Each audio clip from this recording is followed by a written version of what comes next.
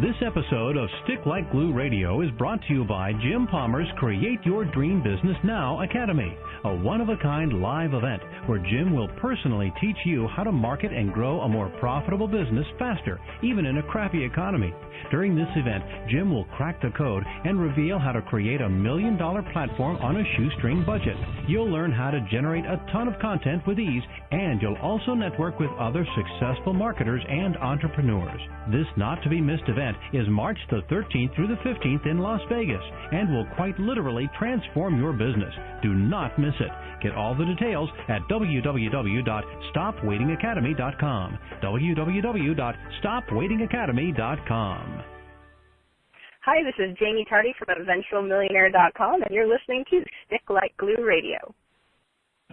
Welcome to Stick Like Glue Radio, the only podcast dedicated to helping you create an everlasting bond with your customers so they stay longer, spend more, and refer more. Marketing and business building expert Jim Palmer, known internationally as the Newsletter Guru, is a serial entrepreneur, author, speaker, and coach to other entrepreneurs. Jim is the host of Newsletter Guru TV, a weekly web TV show featuring Jim's unique brand of smart marketing and business building advice. Check it out today at www.newsletterguru.tv. Please welcome your host of Stick Like Glue Radio, Jim Palmer. Well, hello there, everybody. This is Jim Palmer, the Newsletter Guru. Welcome to Stick Like Glue Radio. This is the only podcast dedicated to helping you create an everlasting bond with your customers so they stay longer, spend more, and refer more, and those are all great things. I am committed to helping you build a more profitable business faster, and this podcast is just one of the ways that I'm hopefully completing that mission. Really excited about this week's show, folks, because my special guest is none other than my star coaching student, Jessica Rhodes. Let me tell you a little bit about Jessica. She is my daughter, by the way. I think you probably know that if you're listening to this podcast. Jessica Rhodes is the founder and president of Entrepreneur Support Services, a business providing a variety of support services to busy and time-strapped entrepreneurs and small business owners. Jessica earned a bachelor's degree in communications from Temple University and has trained extensively in interpersonal communication while studying strategic communication.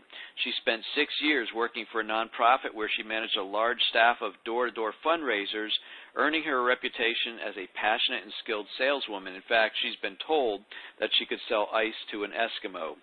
Her most important job now is being mom to her son, Nathan, my awesome grandson. Jessica left the busy nonprofit world to start Entrepreneur Support Services so she could bring her exceptional skills in sales, marketing, and administrative support to growth-oriented entrepreneurs and smart business owners who need part-time support in a number of areas so they can stay focused on their most urgent, high-revenue generating activities. She lives in Rhode Island with her husband, Jamie, and again, their beautiful son, Nathan, and their cat, Maisie.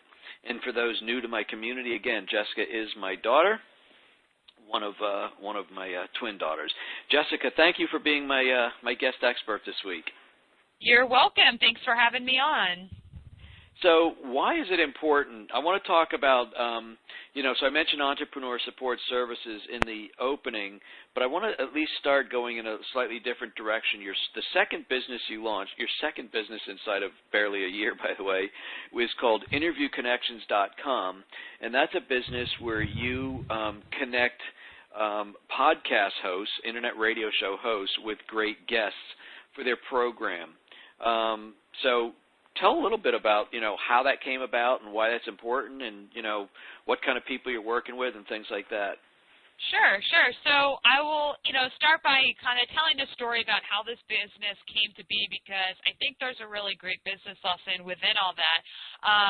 I started my business as a virtual assistant, and I was working, and I still am with some of them, working one-on-one with clients, doing some different, social media tasks. I, do Pinterest marketing and infographic design, and started booking my clients for interviews on podcasts and internet radio shows, because these types of interviews are a great way to get your message out, to share, obviously deliver value and deliver, actionable content to other entrepreneurs seeking the information.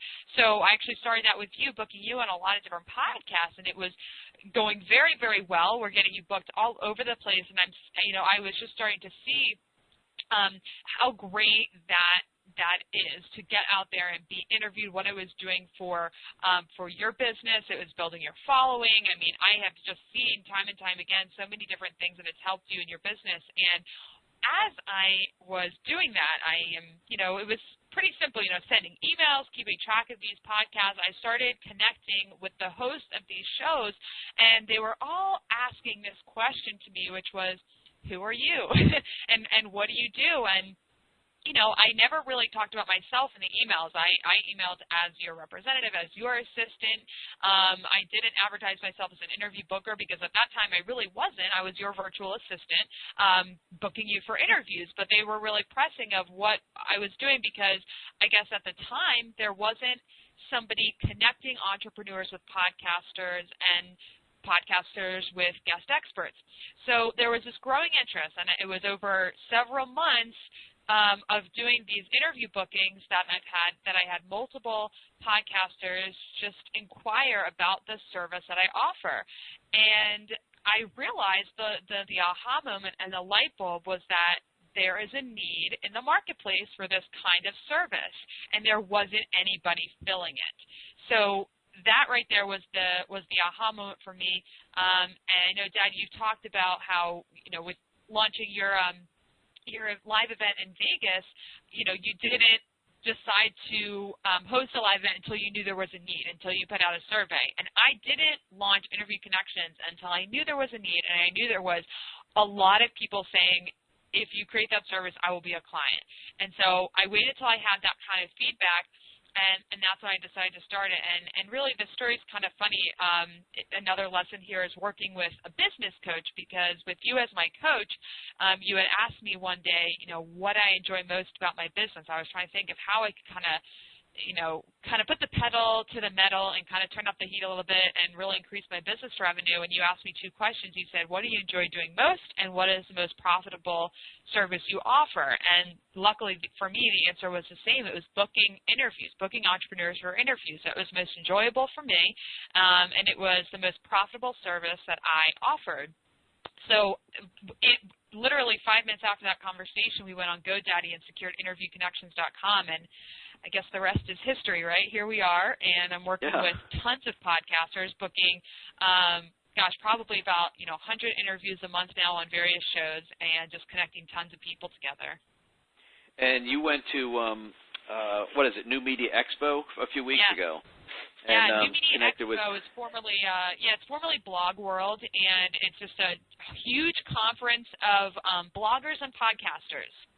So I went there and I met tons of podcasters. I learned a lot about podcasting and blogging and, branding, and it was just a fantastic opportunity to be able to connect with new clients.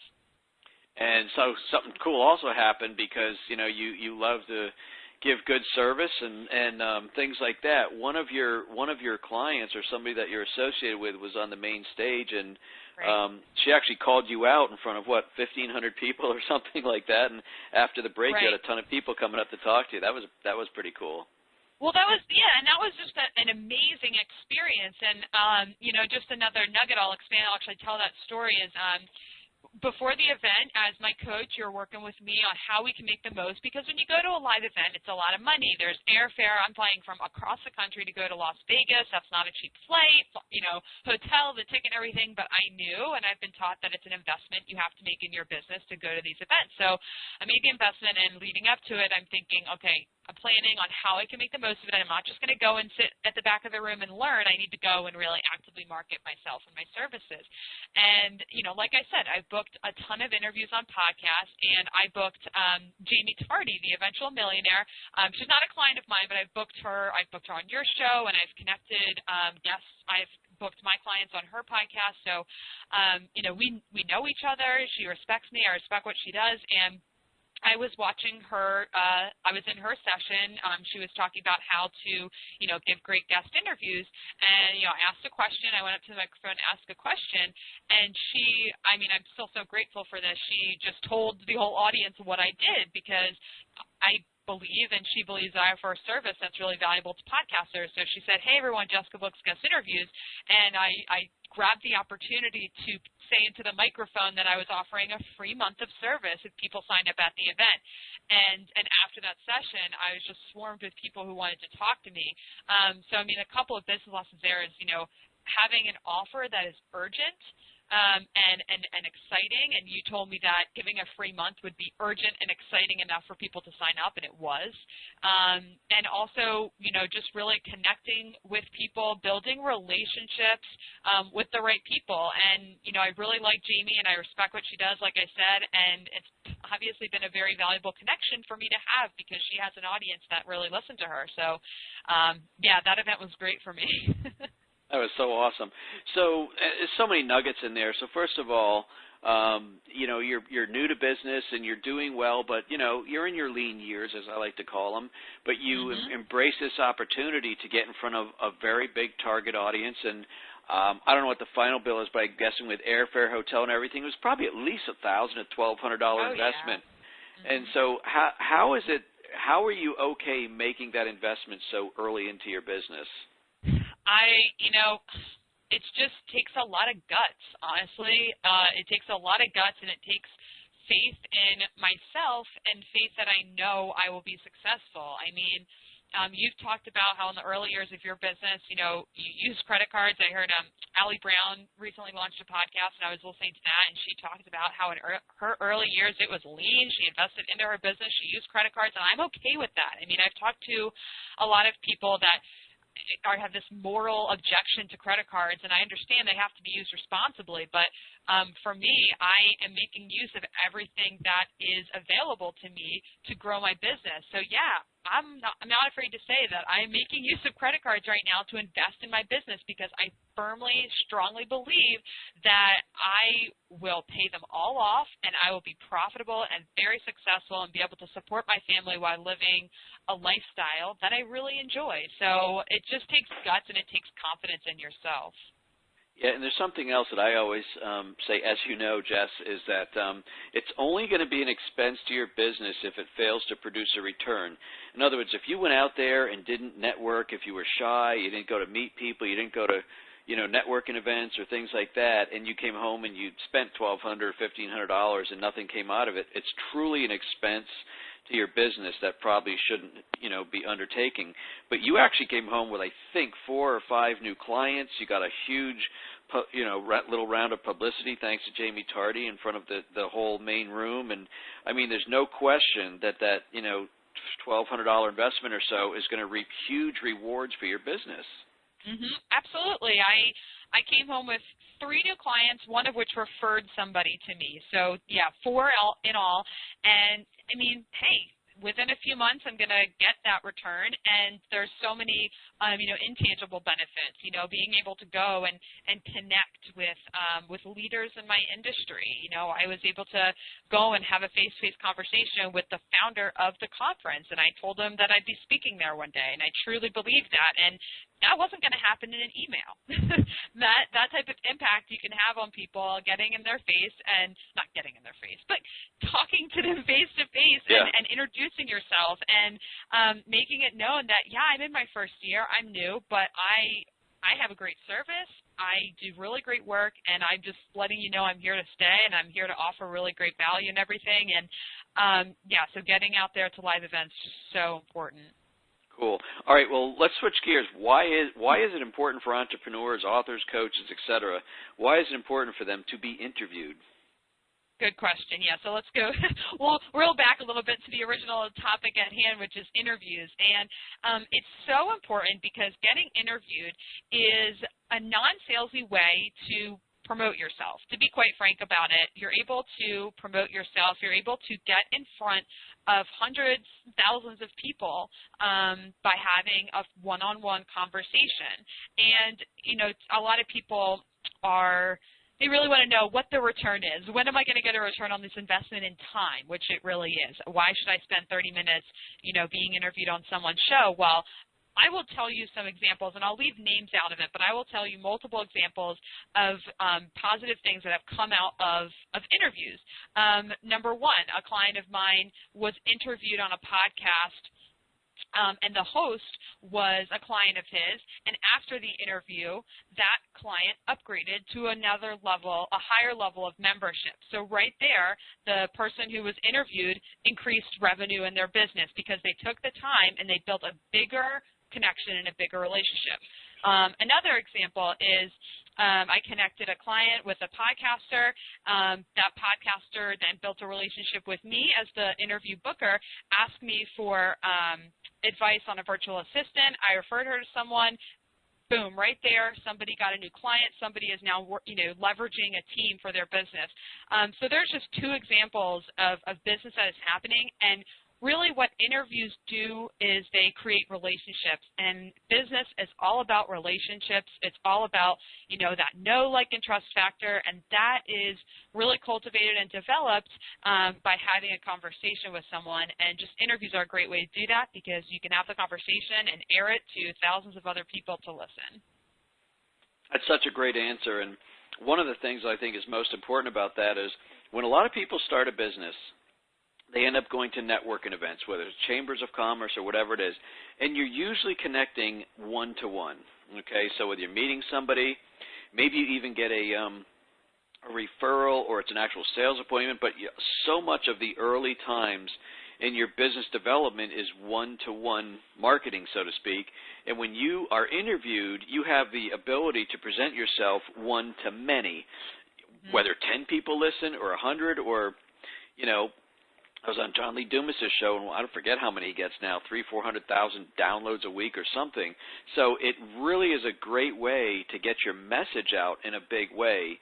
Should people care how big the audience is, or, how do they decide where they want to be interviewed?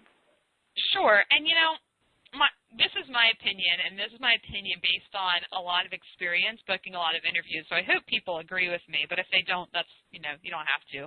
I don't think it matters how big the audience is, and I think it's a mistake for people to limit themselves to, quote-unquote, the big shows. And while the big shows with those, 10,000 listeners and episodes are obviously fantastic, you're obviously going to get lots of exposure to lots of people, quite frankly, sometimes it's the very small shows that are going to be the most valuable for you because you'll be able to connect with the host.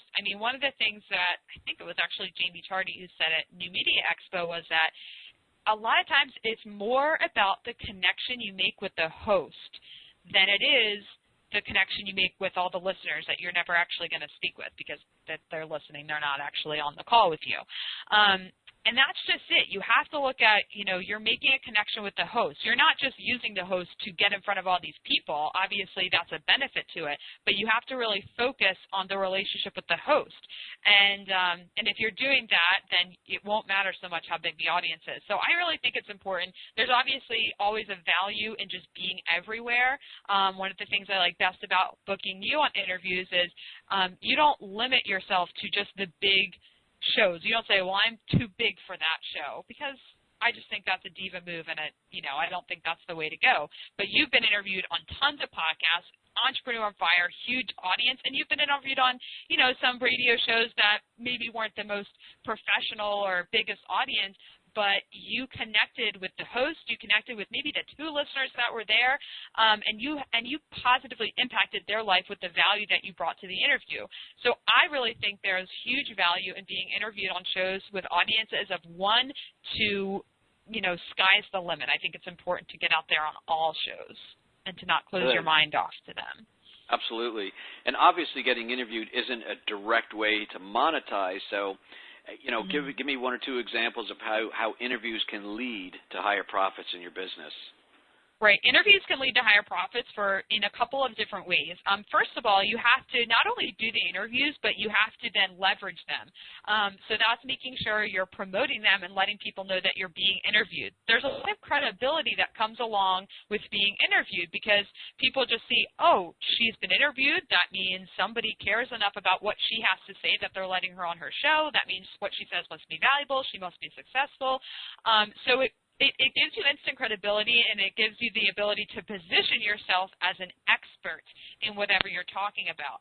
And so a couple of different ways you can be promoting it. I'm a big fan of using a Pinterest board to collect your interviews. It's just the only social media platform where it kind of allows for that portfolio aspect, so you can show people all the interviews. You can have a media page on your website or your blog where you list out all of the interviews that you've done. You link to them. If you've been, if you've been interviewed by media outlets, even if it's locally, CBS, ABC, you can put those media logos on your site. So it's that credibility. And when people are looking for someone to do business with, they're going to look for people that are successful, right? If I was out there saying, oh, I'm really new in business, I've had a couple of clients, but I'm okay, nobody's going to want to hire me. But they're going to want to hire someone that knows what they're doing, that's successful, that knows what they're talking about. So by being interviewed and showing people that you have had that spotlight on what you know about, it's going to up people's level of trust in you, and that's going to increase your chances of getting new clients. So cool, man, some great advice. Do you have any specific examples or success stories of how you're working with people?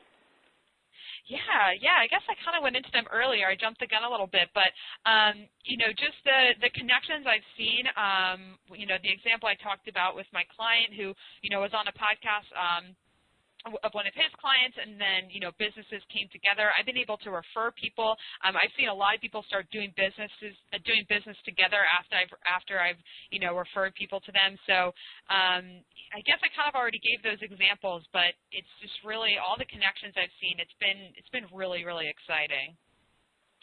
Jessica, the other thing you do for me, so I think we kind of covered the whole interview thing. I think it's really, really valuable. And again, your website there is interviewconnections.com. The other thing that you're doing for me and a few others is Pinterest marketing. And I think that's one of those, I don't want to use the term bastard stepchild or, redheaded, stepson or something, but Pinterest is one of those things I think people know about, but they don't really think it's an important part of their $1 million platform. But you're getting me some pretty amazing results.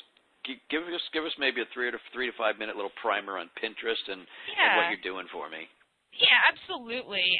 Pinterest is, it's a social media platform. It's very popular, and it's a platform of social media that's really cool because it's very different than Facebook, and it's very different than Twitter. And I think the biggest difference is the shelf life of the content that you add to Pinterest is much longer than something you put on Facebook or Twitter. So if you put a success tip or a tweet on Facebook, I mean, with Twitter, if someone's not on Twitter the moment you post it, it's gone, and they're not going to see it, which is why you need to tweet a lot every day to really get attention from other people on the site.